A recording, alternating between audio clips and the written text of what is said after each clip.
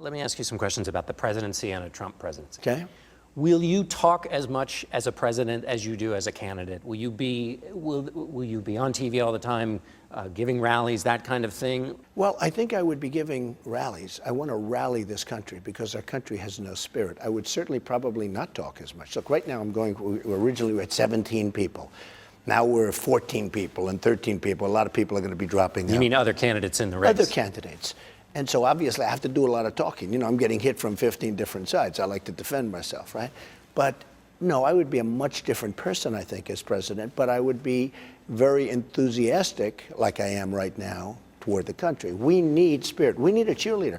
President Obama's a bad cheerleader. I thought he'd be a good cheerleader. I thought he'd be a great cheerleader, actually. That's the one thing I thought, is that he was going to be a great cheerleader. He's really a big divider.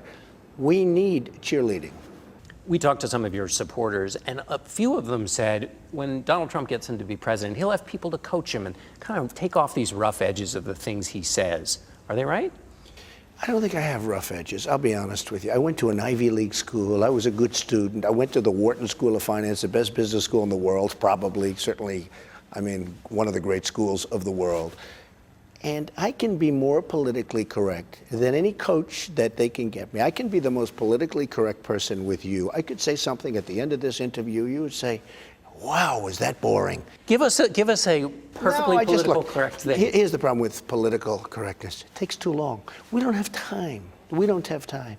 I talked about anchor babies at one news conference, and one of the reporters, actually from ABC, said, that's a derogatory term. I said, why?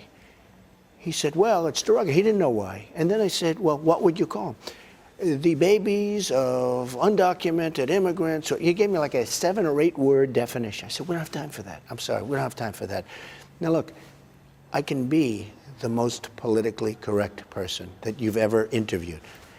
It takes too much time. Isn't there a cost? People think all the names they call you because of the things you say. Well, think of the fact that I'm leading in the poll by tremendous margins. And, you know, I think that's part of it too. People don't want political correctness. They're tired of it today. And I think that's one of the things that has resonated with me.